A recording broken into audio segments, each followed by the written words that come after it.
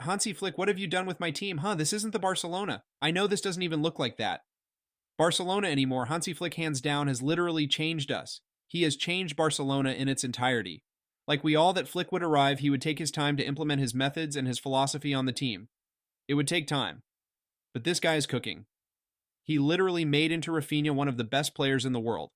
And right now we are actually talking about Raphinha, the same player that is always on everyone's mind when we want to sell someone. And look at him now. It shows us that what can a good manager do for you? Hansi Flick's system is match made in heaven for Raphinha because Raphinha isn't a proper winger who likes to take on the defender like Lamine Yamal does day in, day out. But what Raphinha specializes is something entirely different. He is able to make those perfectly timed runs behind the defense. He is able to arrive in those dangerous spaces and exploit those areas. Excellent Hansi Flick ball is all about high intensity and being ruthless, no matter what. Like we scored like 3 goals in first half, and I thought, this is Hansi Flick. He won't stop right here. He would tell them to be more ruthless, more aggressive, score more goals. No matter what, this Xavi's team, which used to take laid-back approach after a lead. This team wants to play the bully ball. That's all there is.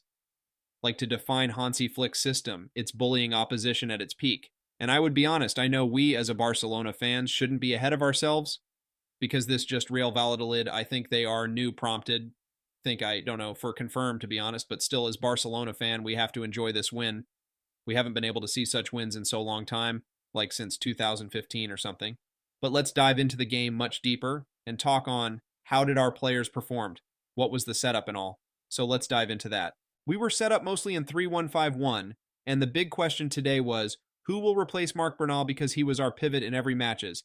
And he went with Casado, and the reason was very much clear because against a high-pressing teams, Marc Casado won't be able to play like this because today, Real Valladolid were almost set up in mid to low block, and they weren't pressing that much, which allowed us to play our game much more effectively and efficiently. And our backline today was good as it get, and because both Inigo Martinez and Pau Cubarsí are just amazing. Their defensive partnership is really looking solid.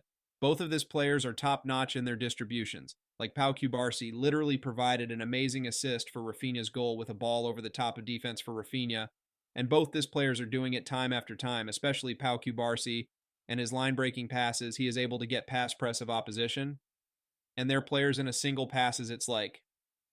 Because of this guy, we are able to get directly to attack.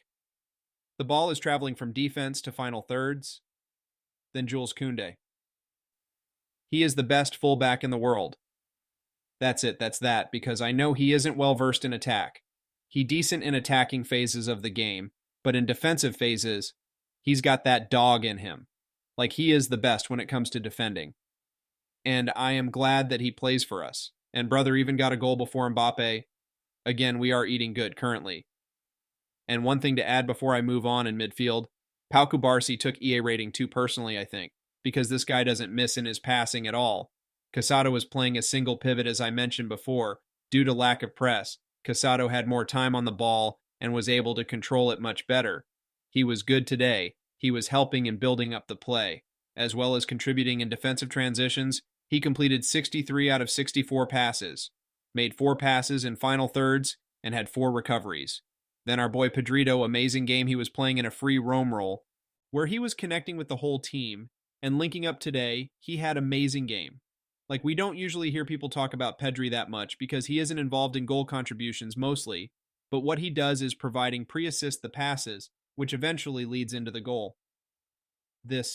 What he does. And again, a good game from him. I have already talked about Raphinha. He was magnificent. Like, I didn't imagine him to be this good under Hansi Flick. He has proved me wrong. Raphinha has found his Brazilian passport back, and he is the most crucial player for us right now. Raphinha is him. He scored a hat-trick plus provided an assist for Ferran Torres' goal. Just brilliant.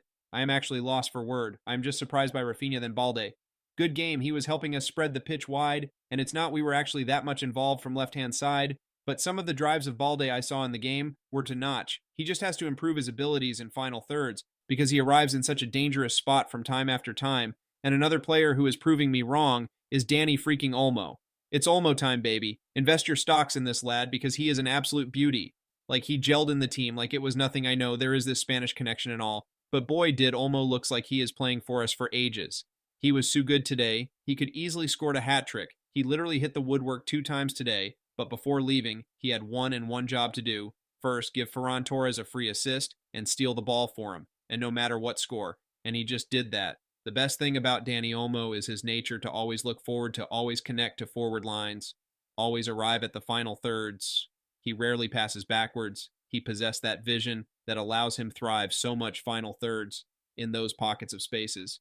Especially his connection with both Pedri and Yamal was top-notch, but he was connecting well with Lewandowski, and both of this two are scary duo. Then last two players, Lewandowski, again at this age, he pressed harder than anyone. His intensity is amazing, and he got a goal and assist today under Hansi Flick. Lewandowski is playing good because under Xavi, Lewandowski wasn't himself at all, especially in second season, but under Flick, he more involved in the play. And we are playing such highly attacking style that it guarantees one thing, a goal for Liwa, and our last, but not the least, Lamine Yamal. He and Pau Cubarsí are making this normalcy, dropping banger after bangers. Like Yamal at this age is so mature to pick the right. Like when we're on the counterattacks, Yamal got the ball from our half and was driving the ball. He could have chosen Dani Olmo, who was open and wide, but he delayed for a bit, which allowed Rapinhna to make a perfect run in behind the defense. And Lamine just found him perfectly, and it ended in goal. And even before that, his assist for Rapinhna, where he chipped the ball perfectly for Rapinhna. Again, just this 2 plays are enough to speak his standards. An amazing cohesive game. From us, we have to continue our form like this, and just wish that no one gets injured during international break. Let's shift our attention towards another match of Manchester City against West Ham. I will keep it short and simple. Erling Haaland is a monster. Like, this guy was called a tap-in merchant, and now he is scoring beauties. What will even haters say? Now, this guy has literally scored more goals. And then some of the Premier League teams, he is already on to 7 goals in 3 matches. I think Haaland might be in love with Golden Boot because he won't let anyone have it except him. So that's it for today. If you have watched this far, or even liked the video, make sure to hit the subscribe button. That would help a lot. And thank you for watching the video. Forza Barca.